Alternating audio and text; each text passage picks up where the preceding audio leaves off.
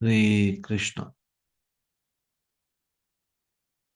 हम लोग जप यज्ञ भगवान की महिमा का विस्तृत वर्णन नामक पुस्तक से चर्चा कर रहे हैं। हम इसके तीसरे भाग यज्ञानाम जप यज्ञोस्मि के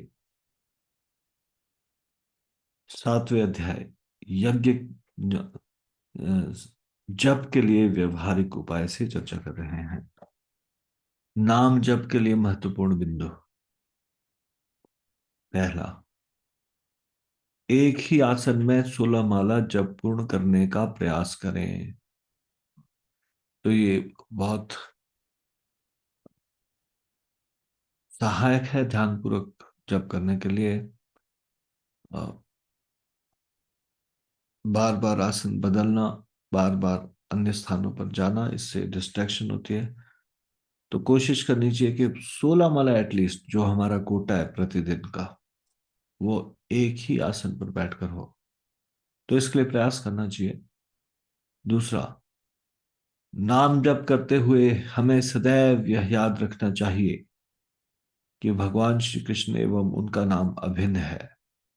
ऐसा याद रखने से हम सदैव नाम जप के समय सावधान रहेंगे। क्योंकि जब के समय में अन्य कोई कार्य करना मतलब भगवान की उपेक्षा करना। भगवान को पहले आमंत्रित करना, बुलाना, और फिर जब भगवान आ जाए तो उनकी उपेक्षा करना या इग्नोर करना। तो इसलिए इस चीज को ध्यान में रखना चाहिए कि भगवान का नाम भगवान से अभिन्न है और आपका साक्षात्कार हो रहा है भगवान से नाम जप के समय। तो इसलिए उस दौरान कोई अन्य कार्य नहीं करना। तीसरा, नाम का उच्चारण कोई भी कार्य करते हुए कर सकते हैं, परंतु माला पर नाम जब गाड़ी चलाते हुए, कहीं घूमते हुए, किसी से बात करते हुए, खाते हुए अथवा सोते हुए नहीं करना चाहिए। मतलब अगर आपका एक्स्ट्रा राउंड, अगर आपकी 16 माला का कोटा हो गया है, तो फिर आप एक्स्ट्रा राउंड्स में इस तरह से कर सकते हैं, एक्स्ट्रा नाम ले रहे हैं।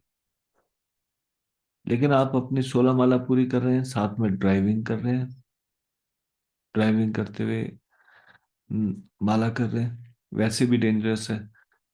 क्योंकि ना तो ढंग से आप स्टेयरिंग पकड़ पाएंगे, ना ढंग से माला कर पाएंगे, और पूरा ध्यान होगा सड़क पे, भगवान के ऊपर ध्यान भी नहीं लगा पाएंगे। या फिर कहीं घूमते हुए 16 माला करना, ऑफिस जा रहे हैं तब 16 माला कर रहे हैं, या 16 माला सुबह ही हो जाना चाहिए। हम्म, या बात कर रहे हैं, आपस में बातचीत हो रही है और माला 16 माला भी पूरी हो रही है, ये कार्य नहीं करना चाहिए।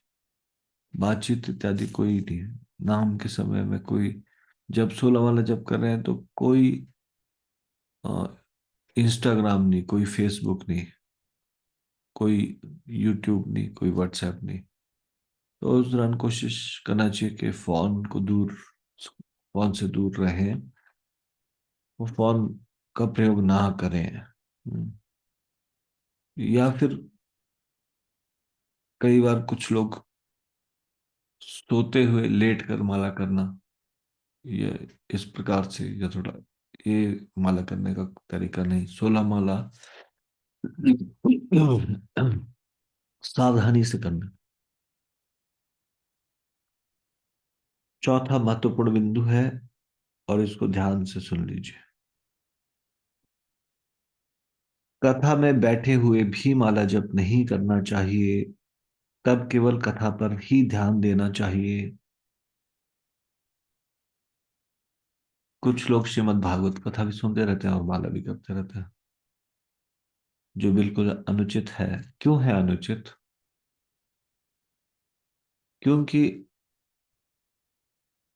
नाम प्रभु को आपने बुलाया और आप नाम प्रभु पे ध्यान नहीं दे रहे, और कथा पे भी पूरा ध्यान नहीं जा पा रहा क्योंकि आपको नाम जप करना है।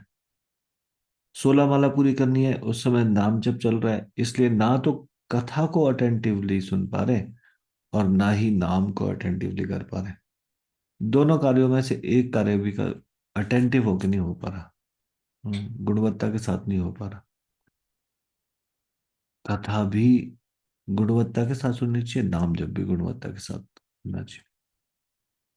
तो फिर कोई ये कह सकता है कि सुबह सुबह ऑफिस के लिए जाना है, तैयार भी होना है। गृहिणियां ये कह सकती है कि भोजन प्रसाद बनाना है। एटलीस्ट कुछ हिस्सा ऐसा होना चाहिए हमारे श्रवण का जिसमें हम अन्य कोई कार्य नहीं कर रहे, केवल श्रवण कर रहे। ना श्रवण हो, इससे अच्छा है कि अन्य कार्य करते हुए ही श्रवण करें। श्रवण करना, लेकिन या तो दिन में थोड़ा सा समय निकालें जब आप एकदम से क्वालिटेटिव हियरिंग करें, या फिर सुबह ही हियरिंग के समय में 15 मिनट, 10 मिनट, 20 मिनट, जितना भी संभव हो, जिस समय आप केवल और केवल हियरिंग पे ध्यान दे रहे हैं। ये आपको थोड़ा सा इस प्रकार से विचार करना पड़ेगा। जब हम अन्य कार्य करते हुए लेक्चर सुनते हैं तो कई बार हमारे कुछ बातें स्किप हो जाती है, समझ नहीं आती। फिर बाकी सब लोग लेक्चर में, मान लीजिए कोई रोज एक इंटरेस्टिंग टॉपिक आया, हम्म, और सब लोग हंसे या कुछ, और तब हमारा ख्याल आया, और फिर हमने सोचा लोग क्यों हंसे। हाँ, क्योंकि हमारी क्वालिटेटिव हियरिंग नहीं थी, गुणवत्ता के साथ श्रवण नहीं कर रहे थे। कुछ थोड़ा सा शब्द सुना, फिर कहीं और कार्य करने लगे, फिर कुछ सुना। तो हालांकि ना सुनने से तो अच्छा है कि ऐसे भी सुन ले, लेकिन हमारा कुछ समय हमको एकदम से एनालाइज करना पड़ेगा खुद को, कि ऐसा कुछ समय निकले जिस समय हम अटेंटिव होके जब हियरिंग कर रहे हैं, ध्यानपूर्वक श्रवण कर रहे हैं।